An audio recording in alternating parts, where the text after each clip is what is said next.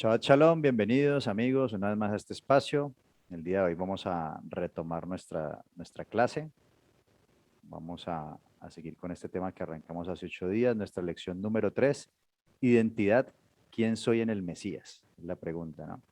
Y estuvimos viendo, explicando por qué las imágenes de este gráfico y cómo finalmente el Mesías es quien nos va a aprobar o desaprobar esa identidad. Quiero retomar aquí en esta página anterior de la clase pasada. Si bien previo a esta lección habían dos lecciones más, la lección 1, que se llama Emuná, la fe verdadera, y la lección 2, que es Introducción a la Torah.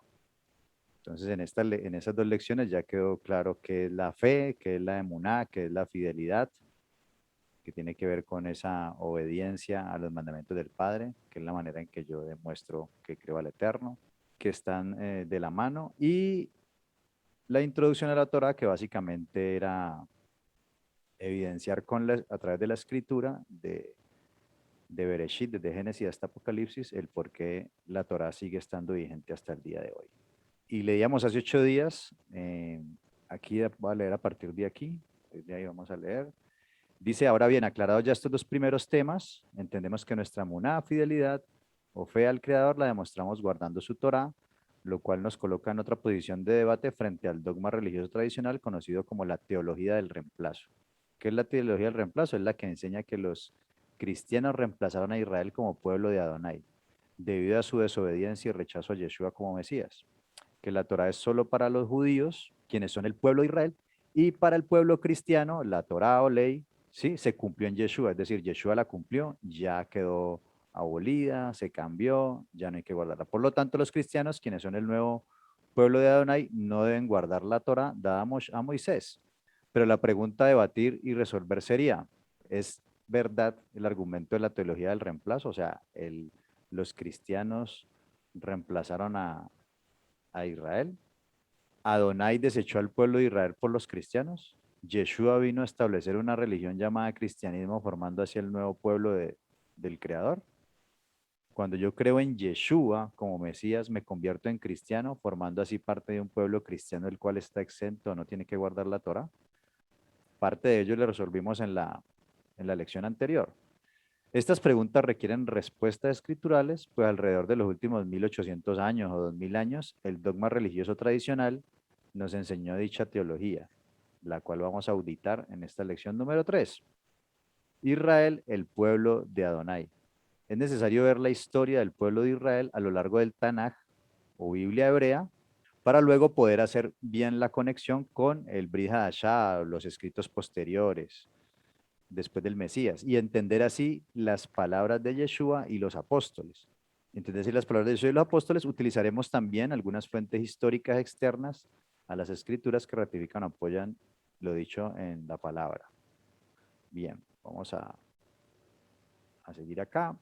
Para ello vamos a empezar con la historia del pueblo de Adonai y vamos a remontarnos a Abraham, ¿sí? Que es de donde el hombre escogido por el Creador y del cual va a descender el pueblo de Israel.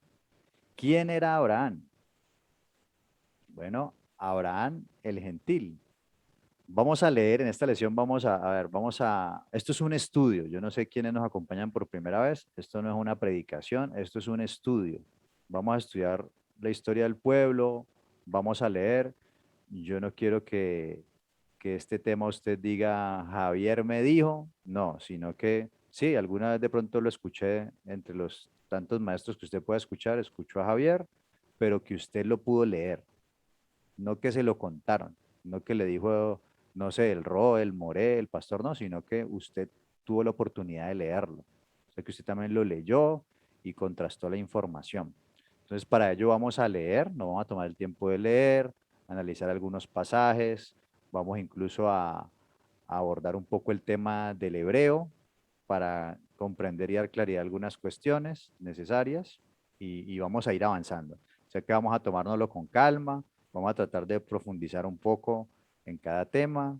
Esta es una lección que, al igual que las otras, va a tomar varios Shabbats, Así que no os preocupéis, lo que vamos a tratar es de que comprendamos un poco más a fondo este tema, ¿no? Yo sé que en la red hay mucha enseñanza sobre ello, pero pues digamos que son cortas. Aquí vamos a tratar de ir un poco más minuciosamente. Bueno, entonces para que tengan paciencia y estén programados para varias secciones. Entonces, la historia de Abraham. Abraham era uno de los patriarcas, conocido como el padre de la fe, padre de la emuná. La pregunta, ¿era un gentil? La palabra gentil, cuando leemos la Torah, viene del hebreo, que es la palabra goy. Aquí tenemos pues las letras hebreas, la palabra goy, que significa simplemente nación, pueblo. Pero posterior y ya en la época de Yeshua, este término era utilizado de manera despectiva para referirse a los paganos que no eran parte de la nación o pueblo de Israel.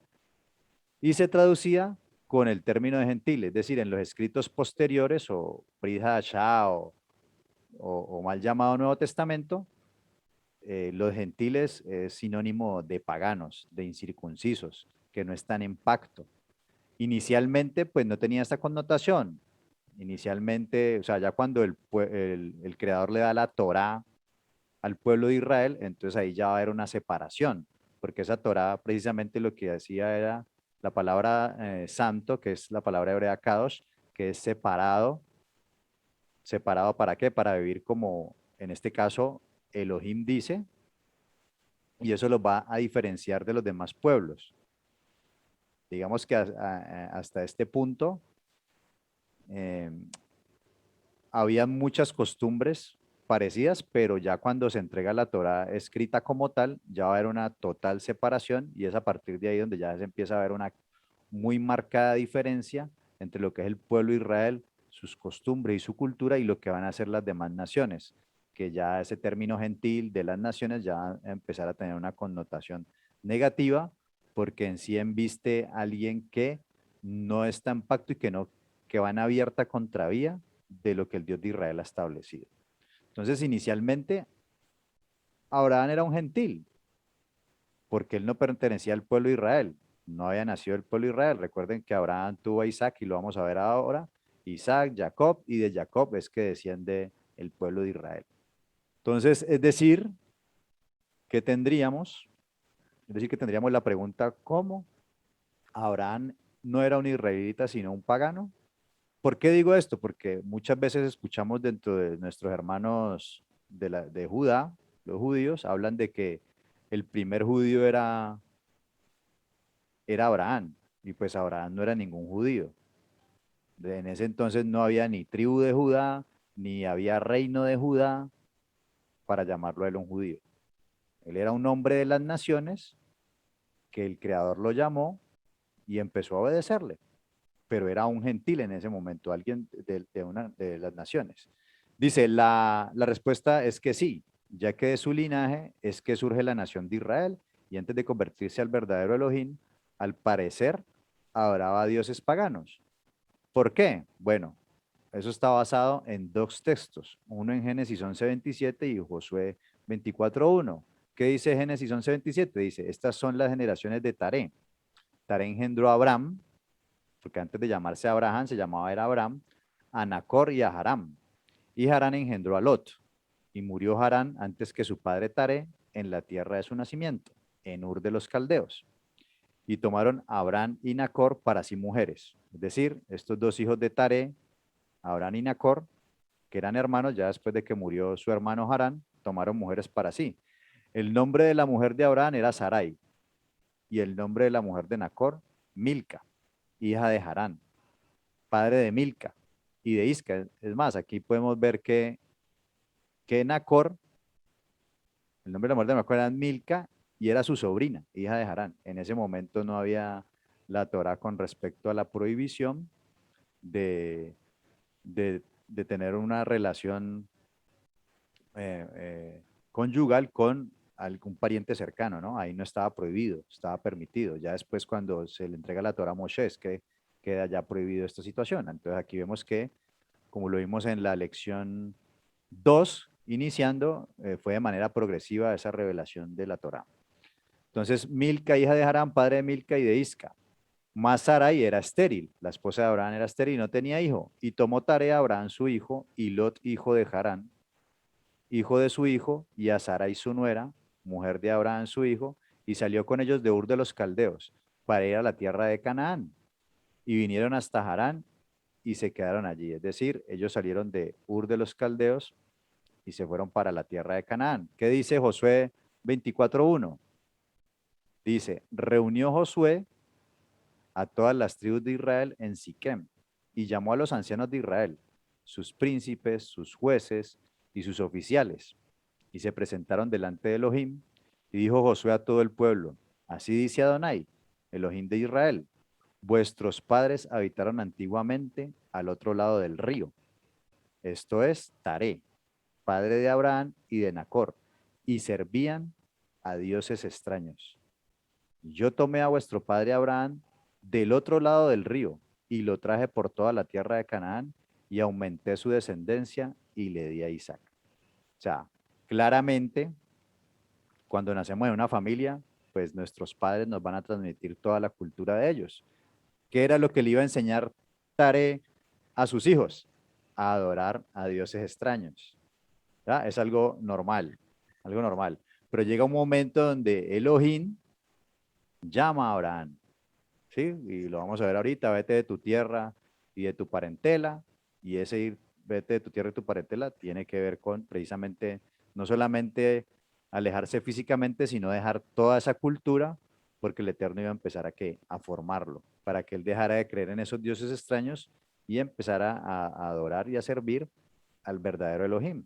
Dice aquí, el patriarca Abraham se le empezó a llamar el hebreo, ¿sí? Esa palabra hebreo que decimos en español, valga la redundancia, en el idioma hebreo es la palabra ibri, ¿ya?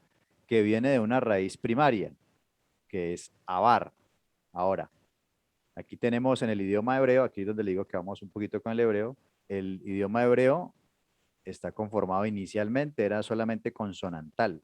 Ya después, con los años y mucho más moderno, ya en el siglo VI después del Mesías, es que se le van a insertar estas puntuaciones que vemos aquí chiquiticas, ¿sí? Que se llaman Nikud, que son las puntuaciones vocálicas, ¿sí?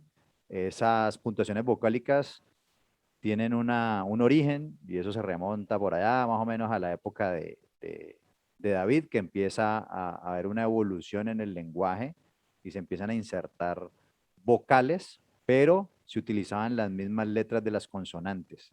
Ya es hasta la época después del Mesías que los masoretas insertan ya estas puntuaciones como tal. Pero bueno, en el idioma hebreo aquí vemos esta palabra ibri, que viene de la raíz primaria bar. ¿Qué significa ibri, hebreo? ¿Qué significa abar? Significa cruzar, atravesar. Pero cuando lo vemos desde el idioma hebreo, si vemos la relación vemos aquí las figuritas, pues obviamente esto no es una clase de hebreo, pero vemos aquí las consonantes, que son las letras grandes, que están relacionadas acá. Esta primera letra que es la Ain, la segunda la Bet y la tercera la Resh, vienen de esta misma raíz. En el idioma hebreo, ¿sí? Las raíces normalmente son de dos letras o tres. Y a partir de ahí, cuando uno ve una palabra en hebreo que tiene, por decir aquí, la raíz es la palabra abar y la palabra hebreo, digamos que la palabra ibri proviene de ahí, pues tienen esta misma raíz, tienen estas mismas tres letras. Entonces, su significado está relacionado. Entonces, cuando analizamos esto desde el idioma hebreo, vamos a ver esa relación que hay, porque tienen la misma raíz. Entonces, abar, que significa cruzar, atravesar, refiriéndose al que ha cruzado, en alusión al otro lado del Jordán. Es decir, la palabra ibri significa el cruzado, el que ha cruzado. Es uno de los significados de esa palabra.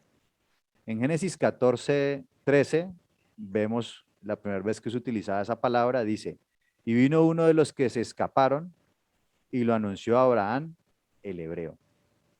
Y cuando relacionamos ese significado del que ha cruzado, ¿sí?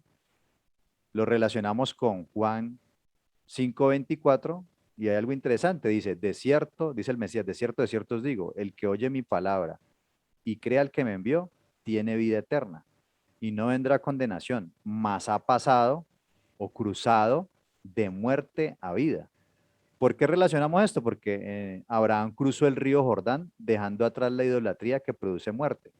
El Eterno lo llama, vete de tu tierra y de tu parentela.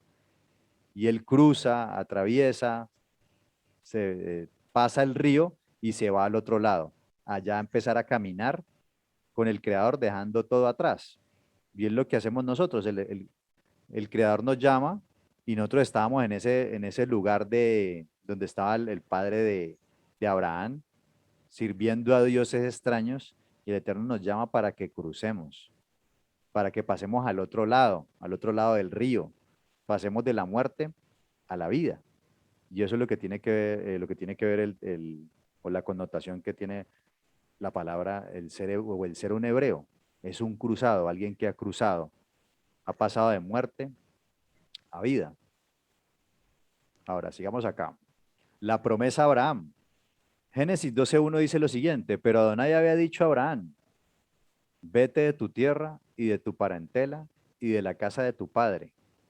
Entonces, lo que le está diciendo ahorita, ¿qué implicaba eso? Dejar toda esa cultura que había, en la cual él había sido formado con su padre, donde, a ver, en la antigüedad no había el secularismo que hay hoy.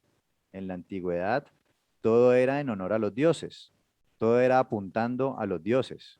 Tal vez hoy vemos que vivimos en un secularismo y mucha gente no hace nada para los dioses, pero inicialmente era de esta manera. Entonces, el hecho de que Abraham se fuera de su familia significaba dejar todo eso atrás. ¿A qué? A la tierra que te mostraré. O sea, ¿qué le quería dar el Eterno a Abraham? Una tierra. Dice, y haré de ti una nación grande. ¿Qué le quería, además de darle una tierra, qué quería darle? Quería darle una descendencia. De él iba a salir una nación. Y te bendeciré. Además de ello, quería bendecirlo. Y engrandeceré tu nombre y serás de bendición. Bendeciré a los que te bendijeren y a los que te maldijeren maldeciré. Y serán benditas en ti todas las familias de la tierra. O sea que, ¿qué le prometió Elohim a Abraham? Le prometió tierra, le prometió descendencia, linaje, le prometió bendición y que además de ello, a través de él iba a bendecir las familias de la tierra. Vamos a ir contando la historia así poco a poco. En Génesis 13, del 14 al 17, básicamente después cuando ya Abraham se va a separar de Lot, se separa Lot de Abraham y de nuevo Adonai le promete la tierra a él y a sus descendientes, a Abraham. Ya en Génesis 15:1, bueno, toda esta historia le invito para que usted la lea en casa, ¿no? Aquí simplemente vamos a dar unos pincelazos de la historia para ir luego haciendo conexiones. En Génesis 15:1 hasta el 20 más o menos, vamos a leer algunos versículos. Dice, vino la palabra de Adonai a Abraham en visión, diciendo, no temas, Abraham, yo soy tu escudo y tu galardón será sobremanera grande. Y respondió Abraham, Señor Adonai, ¿qué me darás siendo así quedando sin hijo? Y el mayordomo de mi casa es ese Damaseno Eliezer. Recuerden que leímos allá inicialmente que la esposa de Abraham, Sarai, era estéril. Entonces, ¿a quién le iba a dar la herencia si no tenía hijo? Entonces le pregunta al Señor, tengo es un siervo, un mayordomo llamado Eliezer. Dijo también Abraham, mira que no me has dado prole, y aquí que será mi heredero, un esclavo o un siervo nacido en mi casa. Luego vino a él la palabra de Adonai diciendo, no te heredará este, sino un hijo tuyo será el que te heredará. O sea, vuelve y le repite y le ratifica que él va a tener descendencia. Y lo llevó fuera y le dijo, mira ahora los cielos y cuenta las estrellas, si las puedes contar. Y le dijo, así será tu descendencia. Entonces, más o menos, para que estamos viendo aquí la imagen de fondo, ¿no? Que ahí, bueno, cuente las estrellas a ver si las puede contar. Bueno, está como difícil. Así será tu descendencia. Incontable. Incontable. En otro texto le dice como que de pronto lo vamos a leer ahorita, como las estrellas del cielo o como las arenas del mar. Si las puedes contar. ¿Quién las puede contar? Bueno, está muy, muy difícil. Es algo incontable. Dice, y creyó a Adonai y le fue contado por justicia. Muchos toman este texto para decir, vea, desde un contexto griego en el que estamos nosotros hoy, siglo XXI, si ustedes se vieron la clase de introducción, la clase cero, y si no la ha visto, le invito para que se lo vea. Vimos cómo la cultura en que nosotros vivimos es producto de la cultura que se formó, de la combinación del helenismo, la cultura griega y la cultura romana, surge la cultura grecorromana, de la cual nosotros somos hereditarios. Entonces, nuestra cultura grecorromana, al analizar a interpretar unas escrituras hebreas, pues comete ciertos errores, ¿no? Y uno de ellos es pensar que cuando dice aquí, creyó a Adonai y le fue contado por justicia, es simplemente, ay, sí, Dios me dijo eso y yo le creí. Y entendemos eso por fe, que es simplemente creer en Dios. Pero no, realmente cuando analizamos los textos y desde un idioma, del idioma original y desde el contexto nos damos cuenta que ciertamente no quería decir de pronto eso que se ha pensado. Dice, y creyó a Adonai y le fue contado por justicia. Esa palabra creyó, que es la palabra amán, ¿sí? Esa palabra amán hebrea es la raíz de la palabra emuná. ¿Qué es emuná? Ya sabemos. Emuná es fidelidad, o es lo que se traduce normalmente como fe. Y esa palabra amán, si ustedes lo que les estaba explicando ahorita, las consonantes, ¿sí? Hay raíces, y cuando nosotros vemos otras palabras que tienen la misma raíz, el significado tiene que ver con ello, ¿no? Lo vimos ahorita con ibri y abar. Esa palabra amán tiene 3 letras, consonantes, ¿sí? La alef, la men y la nun final. Y esas mismas letras, esa misma raíz, o esa palabra amán es la raíz de la palabra emuná. Aquí vemos la alef, la men, y esta que está aquí es la nun.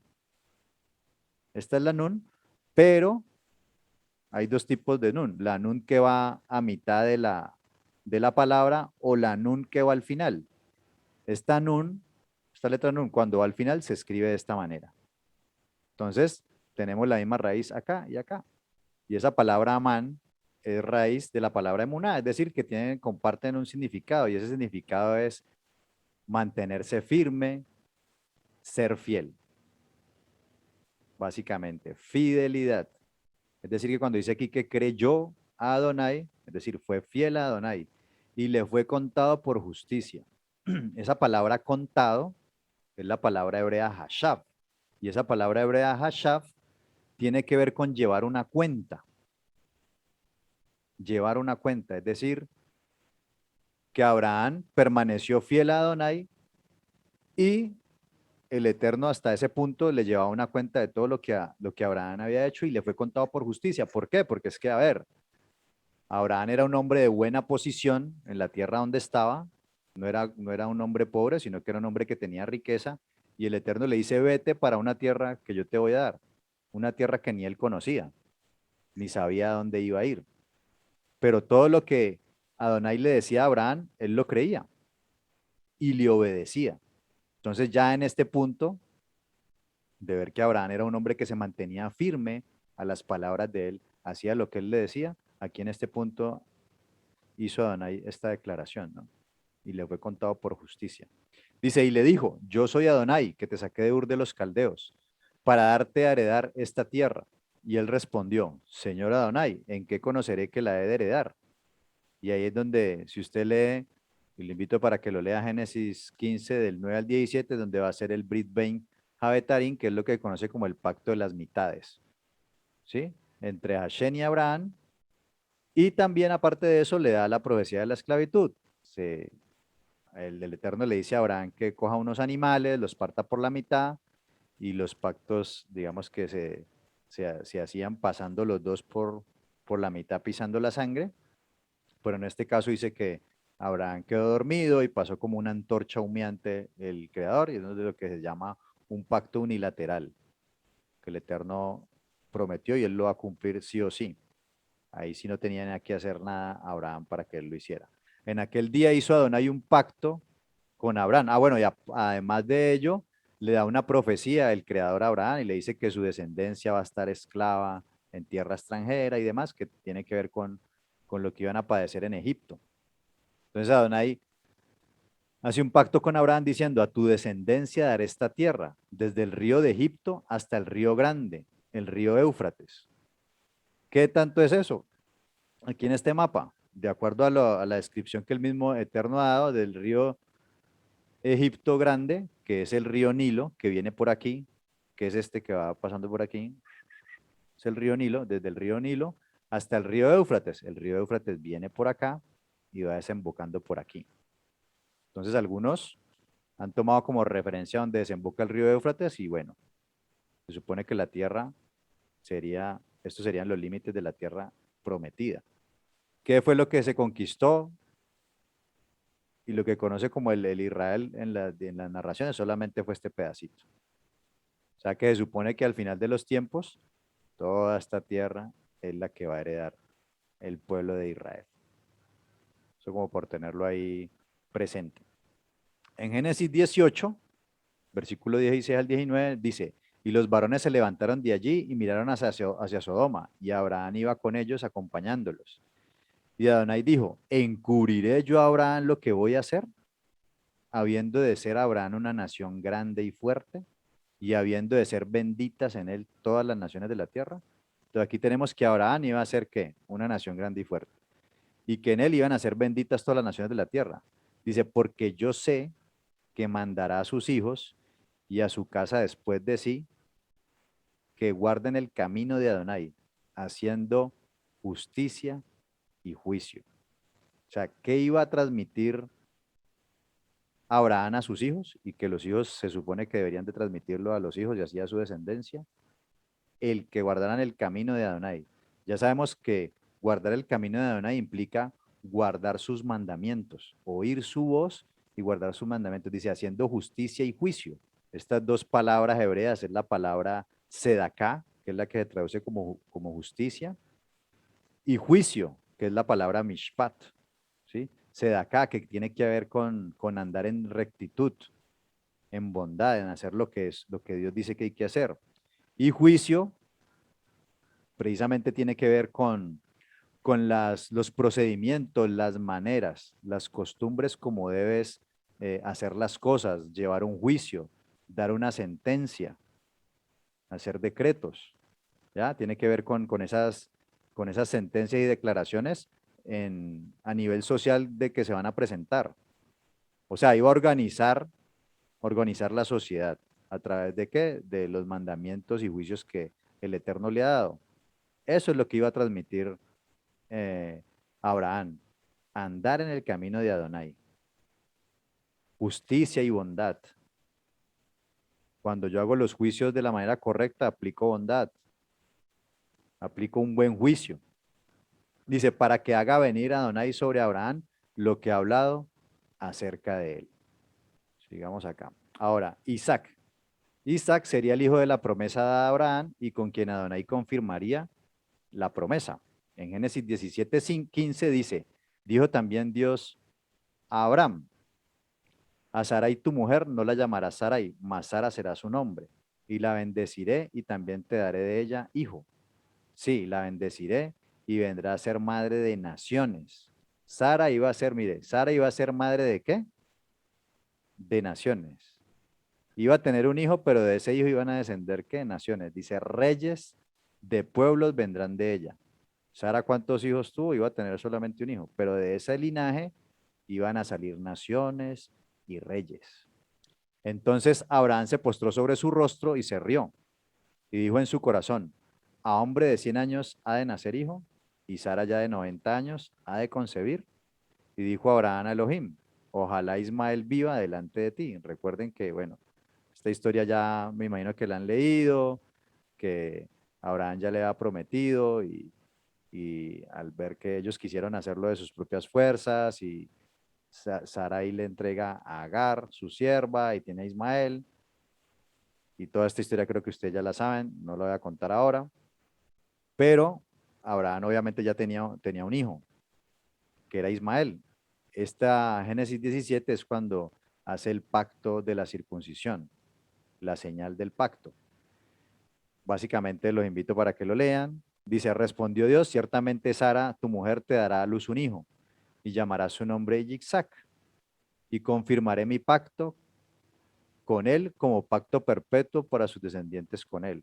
O sea, ese pacto de la circuncisión iba a ratificar todo lo que Elohim le había prometido a Abraham, lo iba a llevar a cabo a través de ese hijo que él le estaba prometiendo. Y con él era que iba a confirmar ¿qué?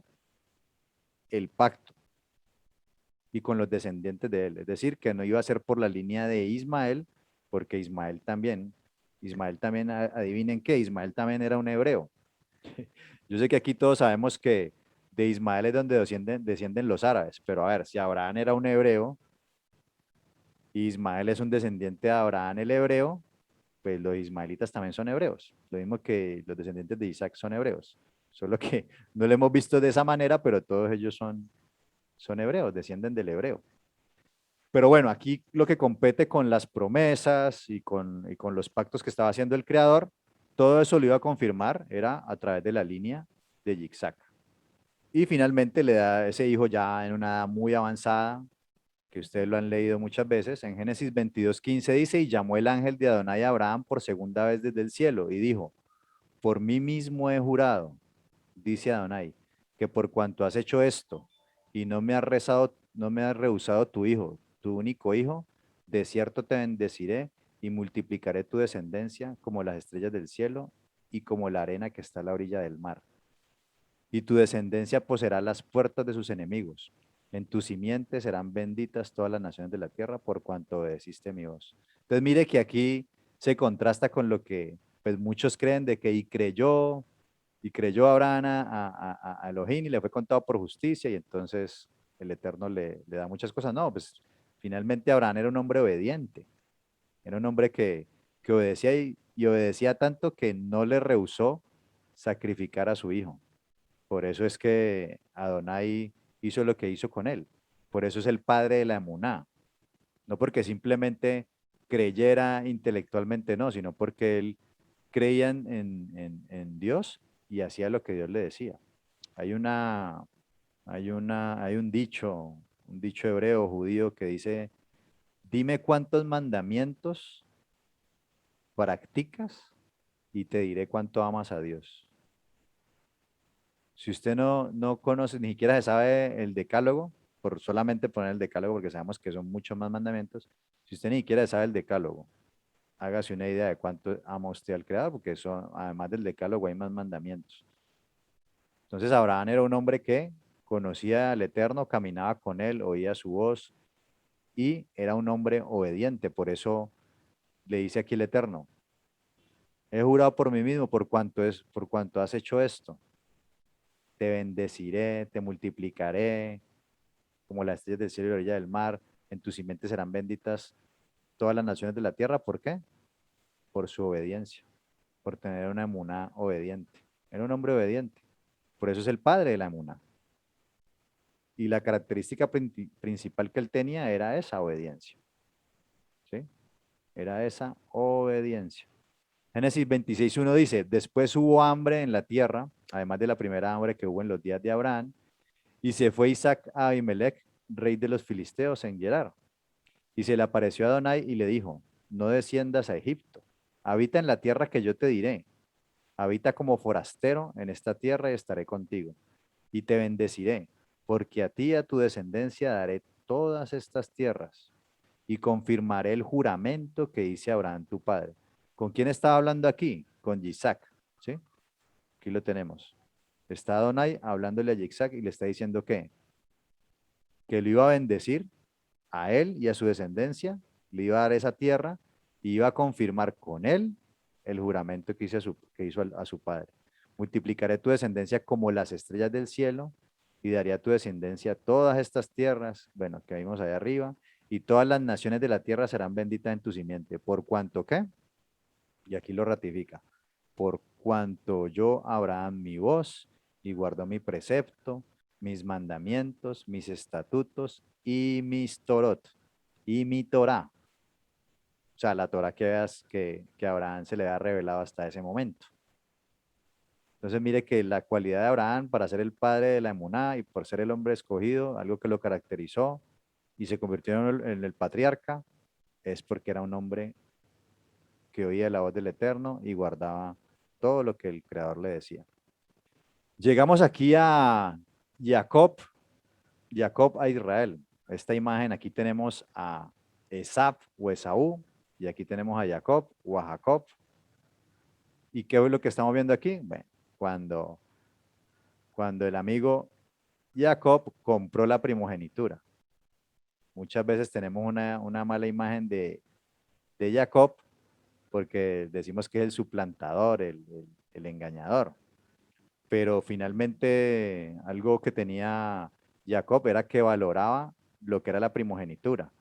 ¿Y qué era la primogenitura? ¿O cuál era la bendición de la primogenitura? Esa bendición incluía una doble porción económica en relación a los otros hermanos y también una posición sacerdotal para conducir a los demás al Creador. Es decir, una autoridad real espiritual y la capacidad de profetizar la bendición del Creador. Por tanto, vemos que la bendición de la primogenitura incluía una unción sacerdotal real y profética, que eso fue lo que no valoró Esaú. Esaú no le pareció importante o no le dio, o sea, no le parecía tan importante que fue capaz de hacer una negociación con su hermano, de darle la primogenitura por satisfacer cosas temporales, por satisfacer una necesidad inmediata, entregó lo más importante. Entonces, ahí tiene un mérito Jacob, porque Jacob sí entendía la importancia de esa primogenitura, que incluía no solamente algo económico, porque ese algo económico era para ayudar a sus hermanos, esa doble porción económica era para ayudar a sus hermanos y a su madre, si era el caso, y a sus hermanas, y una posición sacerdotal. No era cualquier cosa, o sea, miren que eran cosas espirituales. Era el que iba a transmitir luego la bendición a su descendencia. Y a Sab eso le pareció poco y nada. Mientras que Jacob sí le dio la importancia que tenía. Por eso de ahí los judíos hablan pues de que Jacob no era ningún engañador, sino que Jacob tenía el mérito de ser un hombre espiritual, que había cultivado, si bien Esab era un cazador, estaba más dedicado a las cosas de este mundo y temporales. Dicen que Jacob pues se quedaba más en su tienda, eh, en su relación con el creador, pues no quería decir que no trabajara, pero que digamos que estaba alimentando más esa vida espiritual, por eso le daba un mayor valor a lo que era la bendición de la primogenitura. Adonai confirma a través de un sueño a Jacob la promesa. En Génesis 28 dice, salió pues Jacob y llegó a cierto lugar y durmió allí. Y soñó, y he aquí una escalera que estaba apoyada en la tierra y su extremo tocaba en el cielo. Y he aquí ángeles de Dios que subían y descendían por ella. Y he aquí Adonai estaba en lo alto de ella, el cual dijo, yo soy Adonai, el Dios de Abraham, tu padre, y el Dios de Isaac. La tierra que estás acostado te la daré a ti y a tu descendencia. Será tu descendencia como el polvo de la tierra, y te extenderás al occidente, al oriente, y al norte y al sur. Y todas las familias de la tierra serán benditas en ti y en tu simiente. He aquí yo estoy contigo, porque no te dejaré hasta que yo haya hecho lo que te he dicho. Es decir, que esa bendición y esas promesas a Abraham fueron trasladadas y confirmadas con Isaac, y de Isaac pasaron ¿a dónde? A Jacob, porque vamos a ver que esa bendición y todas las promesas van a ser para Jacob. En Génesis 32 del 22 al 29 vemos cómo a Jacob se le cambia el nombre a Israel. Yo sé que aquí hay algunos que están nuevos y de pronto no sabían esto, pero Jacob, el hijo de Isaac, en un punto, el creador le cambia el nombre a Israel. Y ahí es donde toma el nombre de la nación. Ya lo vamos a ver. Dice, Jacob lucha con el ángel y este le toca la coyuntura del muslo y le cambia el nombre a Israel. El que lucha o el que gobierna con Elohim, o el que pone príncipe. Adonai bendice a Jacob y le ratifica del cambio del nombre a Israel. Eso está aquí en estos dos versículos, en el Génesis 32, 22, dice, y se levantó aquella noche y tomó sus 2 mujeres y sus 2 siervas y sus 11 hijos y pasó el vado de Jacob y ese iba a ser su encuentro con su hermano Esaf, que estaban pues como enemigos hasta ese momento. Dice, los tomó pues e hizo pasar el arroyo a ellos y a todo lo que tenía. Así se quedó Jacob solo y luchó con él un varón hasta que rayaba el alba. Y cuando el varón vio que no podía con él, tocó en el sitio del encaje de su muslo y se descoyuntó el muslo de Jacob mientras él luchaba, mientras con él luchaba. Y dijo, déjame porque raya el alba. Y Jacob le respondió, no te dejaré si no me bendices. O sea, algo que tenía Jacob era que siempre estaba buscando ¿qué? La bendición. Mire todo lo que hizo para obtener la bendición de su padre y aquí está haciendo lo mismo con este varón. Y el varón le dijo, ¿cuál es tu nombre? Y él respondió, Jacob. Y el varón le dijo, no se dirá más tu nombre Jacob, sino Israel, porque has luchado con Elohim y con los hombres y has vencido. Bueno, algunos intérpretes hablan de que haber luchado con los hombres hacía alusión a lo que le tocó pasar a él para tener a su esposa Raquel, ¿no? Le tocó trabajar 7 años, lo engañó su suegro y le dio la hermana, pues que él no trabajó por Lea, sino por Raquel, y le tocó trabajar otros 7 años para tener a su esposa Raquel.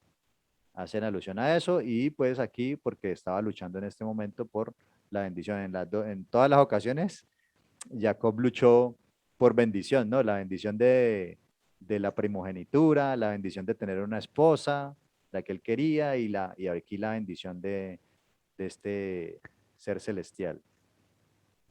Y le cambia el nombre a Israel. Luego eso va a ser confirmado por el mismo Adonai. En Génesis 35:10 dice, y le dijo Elohim, tu nombre es Jacob, no se llamará más tu nombre Jacob, sino Israel será tu nombre. Y llamó su nombre Israel. También le dijo Dios, yo soy el Dios o el Elohim omnipotente.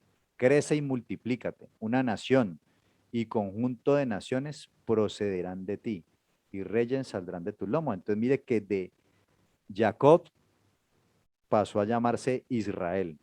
Y de Israel iba a subir, ¿qué? Una nación y un conjunto de naciones iban a salir reyes de ahí. O sea, de Israel salen una nación y un conjunto de naciones y reyes. Eso es importante.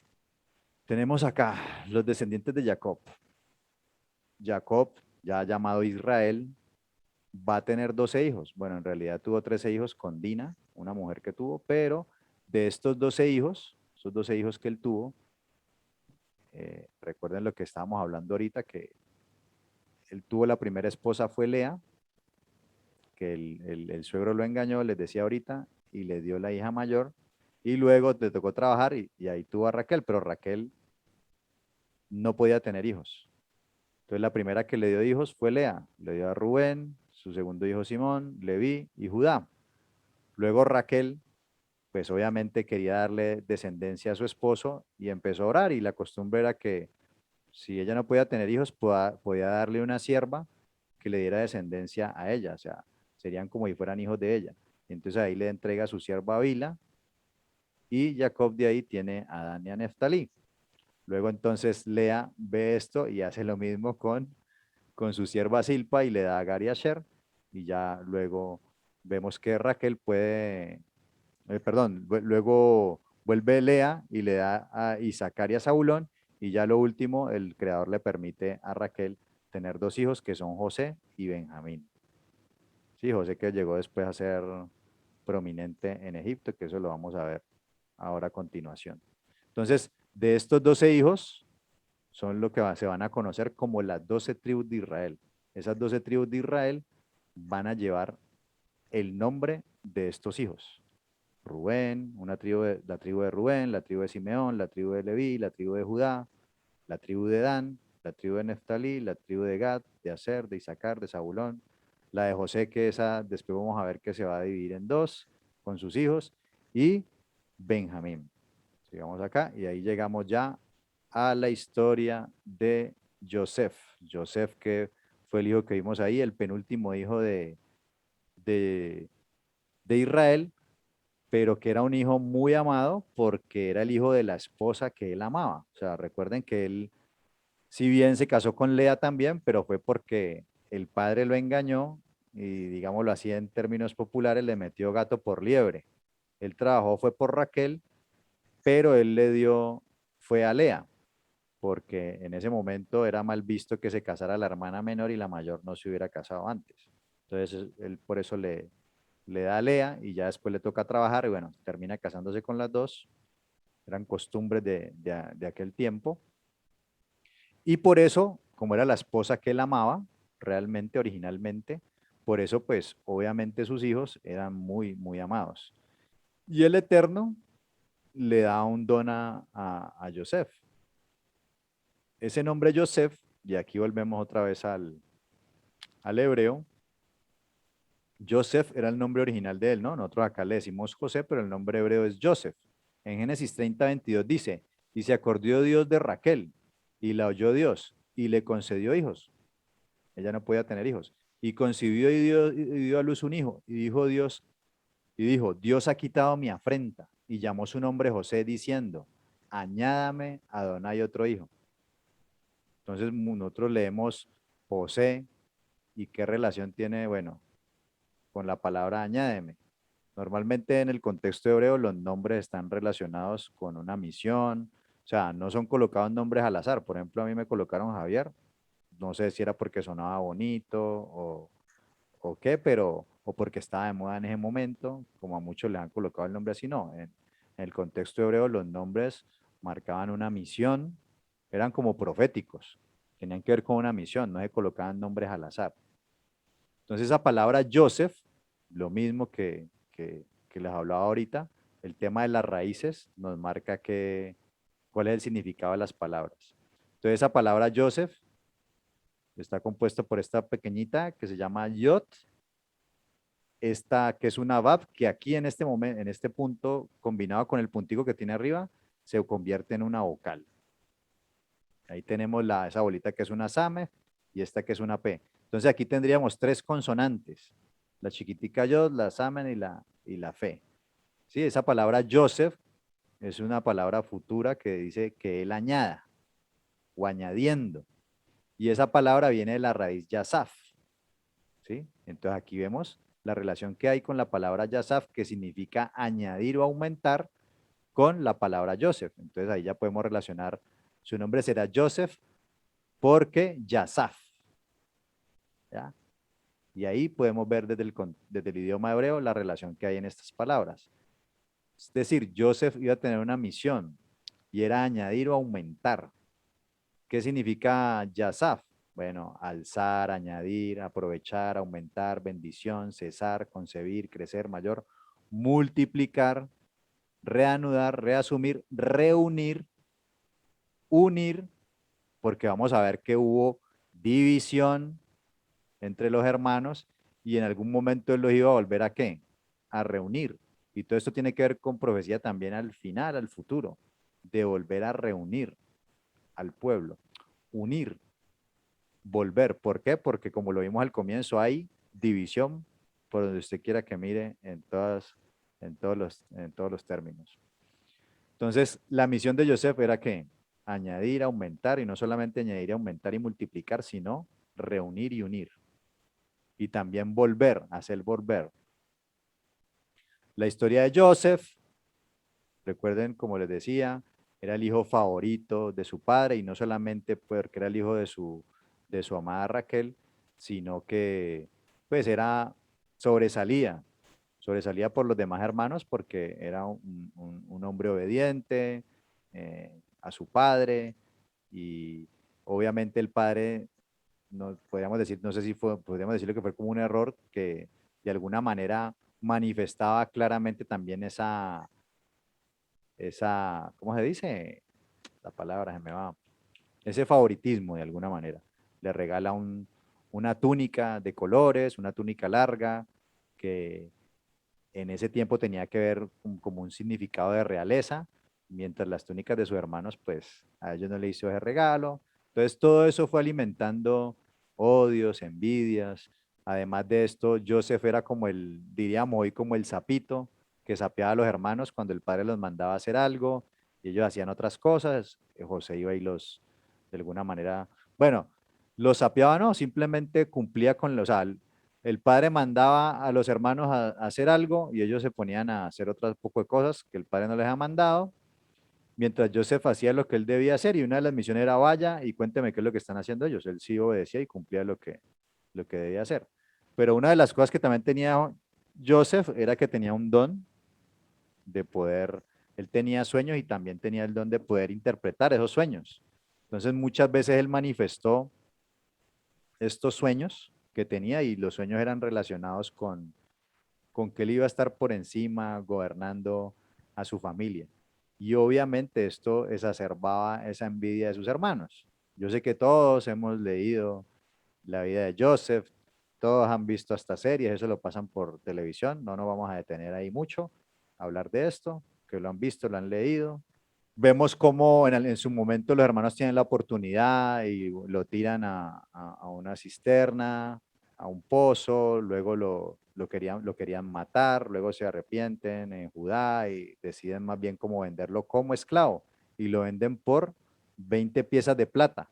Se lo venden a unos ismaelitas, es decir, a unos gentiles pues, en ese momento, pues gente de otro pueblo, y lo llevan como esclavo y termina yendo a parar a Egipto. Entonces vemos aquí la envidia de los hermanos, no lo quieren, lo venden, sí, lo repudian y por unas monedas lo intercambian, lo venden como esclavo.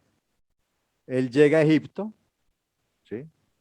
Llega a Egipto, está en la cárcel, interpreta unos sueños, se cumplen, se los lleva a Potifar, y luego por allá el rey tiene unos sueños y va e interpreta los sueños del faraón, interpreta esos sueños de faraón que él tuvo, que tenían que ver con que iba a haber una hambruna en toda la tierra, 7 años de abundancia, pero también iban a haber 7 años de hambruna, y el mismo Joseph le dice cómo debía, qué debía hacer para, para evitar que hubiera hambruna en Egipto y cómo podría incluso este hecho hacer prosperar a Egipto vendiéndoles el grano y alimentos a los demás pueblos.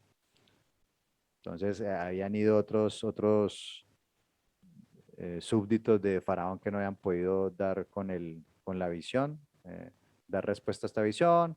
Y este don que el Eterno le había dado, si en algún momento sirvió para que fuera envidia y generara rabia y contienda en sus hermanos, en este caso, ya después de haber padecido mucho tiempo Joseph, finalmente el faraón lo toma a él y lo coloca como segundo al mando en el imperio egipcio. O sea, después de Faraón, el segundo al mando y que tenía toda la autoridad. O sea, llegó a tener la autoridad total en Egipto menos sobre el Faraón. De resto, todo debía obedecer la voz de Joseph. Entonces es colocado ahí segundo en tierra egipcia, y Joseph era el que iba a encargar de administrar el imperio. Encargaba de repartir grano a todos los pueblos, saciar el hambre en esos tiempos de hambruna. De ahí que el faraón decida cambiarle el nombre a Joseph y le coloca Safnaf Panea, que de acuerdo a varias interpretaciones, comentarios griegos, dicen que ese Safnaf Panea significaba salvador del mundo, ¿sí? Otros egiptólogos recientes dicen que significaba sustentador de la vida. Y pues bien, todas dos tienen que ver con la función que él ejerció ahí, porque él fue el encargado de recolectar todo este grano, de dirigir para recolectar todo este grano, de administrarlo y dar alimento a los demás pueblos de la tierra. O sea, él fue el que sació de pan todos los pueblos que habían en ese momento. Entonces, de ahí lo de salvador del mundo, sustentador de la vida. Él fue el que se encargó de eso. Si no, hasta el mismo Egipto hubiera perecido y los demás pueblos también no se habían, no habían tenido precaución de esto porque no sabían lo que iba a pasar, iban a morir la mayoría de la gente. Y otra interpretación dice que, una interpretación rabínica dice que consejero privado, porque pues finalmente el faraón también lo adoptó como eso, ¿no? Como el consejero, y por eso le dio ese puesto prominente. Vemos entonces con esto que les acabé de contar que Joseph es como un prototipo del Mesías, comparándolo con, haciendo un paralelo con Yehoshua. ¿Por qué? Porque eh, Joseph, el mismo, empezando por su nombre, significa añadir, multiplicar, reunir hijos. Vemos en la historia y pues no la vimos toda porque pues eso ya lo hemos visto, ya yo sé que ustedes lo han visto en películas, lo han leído, pero finalmente él ¿qué era lo que iba a hacer? Iba a reunir los hijos. Ya después en su momento iba a reunir a sus hermanos que lo habían vendido, iban a estar todos juntos en armonía y, y los iba a volver a unir. Era el hijo preferido de su padre y esto generaba celos y odio con sus hermanos. ¿Qué es lo que estamos viendo hoy con Yehoshua? ¿Qué dice el padre? Este es mi hijo amado, en quien tengo complacencia, a él oíd. ¿Y qué generó esto en Judá, en los hermanos judíos? Han generado celos, odio, rabias, ha despertado todo esto. Bueno, también obviamente ganados, pero ¿qué pensarán hoy los judíos cuando ven que los creyentes en Yehoshua están empezando a guardar la Torá, a guardar las fiestas, a obedecer realmente los mandamientos que Dios mandó, como lo vimos en la lección pasada, que fue lo que enseñó Yeshua? Eso va a generar celos en ellos, porque ellos no quieren a Yehoshua. Bueno, por muchas razones. Dice, fue vendido por 20. En el caso de Joseph fue vendido por 20 piezas de plata por sus hermanos. En el caso de Yeshua fue vendido por 30 piezas de plata por su hermano. Lo curioso es que la idea fue de Judá en su momento, con Joseph, con el hermano Judá, y acá el que lo vende es también Judá, que lo han traducido como Judas, pero el nombre original es, a ver, en hebreo, Yehudá es lo que se traduce como Judá. Y ese mismo nombre Yehudá es el mismo Judas. O sea, Judas en realidad se llama Yehudá. Entonces el mismo Yehudá lo vende también. Es entregado a gentiles. A Joseph, ¿a quién lo vendieron? A los ismaelitas, gentiles. ¿Qué finalmente van a hacer el hermano Judá? ¿Qué va a hacer con Yehoshua? Lo van a entregar a los gentiles. Igualito. Dice, reinó entre los gentiles. Joseph se convirtió el qué? El segundo al mando en Egipto. Se hacía todo lo que él decía. Gobernó en Egipto bajo el mando de Faraón. Faraón, recordemos que representaba a Dios mismo en la tierra. El faraón era un dios. Y vemos que Yehoshua, ¿qué? Está reinando entre gentiles. Él que está llamando a los gentiles están llegando a él, están empezando a obedecer, a hacerle caso, y está bajo el mando de quién? Del Elohim de Israel. O sea, todo está sujeto a Yehoshua menos su padre. Yehoshua se sujetó a su padre, que es el Elohim. Los gentiles le pusieron vestiduras de gentil y sus hermanos no lo reconocen. Inicialmente, y eso lo vamos a estudiar cuando lleguemos aquí en esta misma lección, vamos a ver que Yehoshua pues era un judío y que guardaba la Torá y enseñó la Torá y siguió guardando y murió siendo judío guardando Torá y eso fue lo que enseñó. Pero ¿qué hicieron los gentiles con él? Y eso lo vamos a ver en esta lección, vuelvo y repito, más adelante. Los gentiles lo que hicieron fue ¿qué? Colocarle vestiduras de gentil. ¿Cómo representan a Yehoshua hoy en día la tradición? Con vestiduras romanas, con pinta romana, y sus hermanos no lo reconocen. ¿Cómo lo están presentando? Como a Yeshua, como un Jesús que vino a abolir la Torá, que vino a cambiar la Torá con ropa de gentil. Eso es lo que ha pasado. Eso es lo que hemos hecho. Lo mismo que hicieron los gentiles con Joseph. Le cambiaron su vestidura hebrea y le pusieron, mire, le pusieron puras vestiduras romanas. Bueno, en este caso egipcias con Joseph, con Yeshua romanas. Los gentiles le cambian el nombre hebreo a gentil. Le cambiaron de Joseph a Safnaf Panea. En el caso de Yehoshua o Yeshua, se lo cambian a Jesús.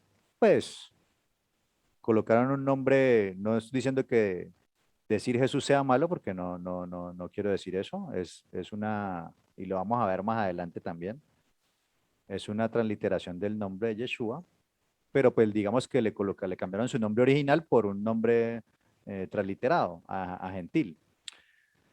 Se da a conocer a sus hermanos que no le reconocían.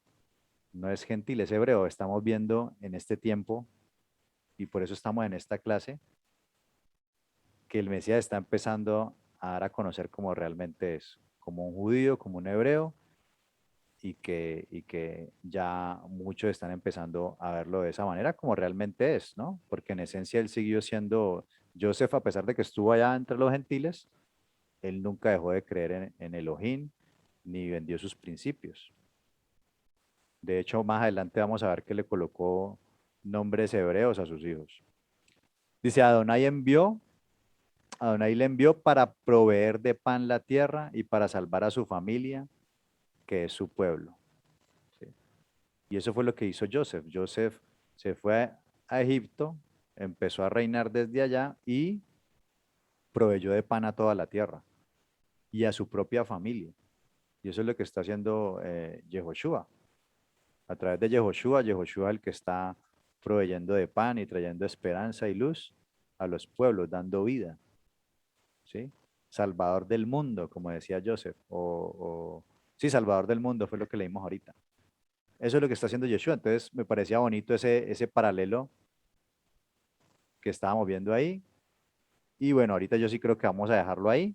Para la próxima clase retomamos aquí en este punto y ya nos vamos a ir acercando cada vez más. Yo sé que hay muchos aquí que están más avanzados, pero bueno, esto es una clase para nuevos y quiero tratar de retomar toda esta historia para que más adelante todo esto que hemos leído aquí y en algunas cosas, detalles que le he hecho hincapié, podamos más adelante, que vamos avanzando en las clases, poder empezar a hacer conexiones.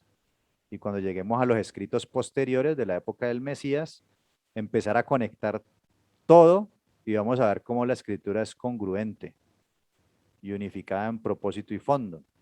No que acá se dijo una cosa y que acá ya se cambió todo y no, no, no, no, no.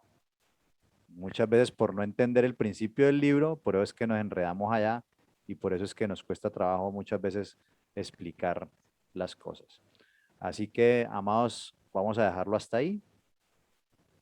Vamos a darle gracias al Creador y vuelvo y les digo, vamos a ir despacio, vamos a ir analizando muchas cositas por ahí.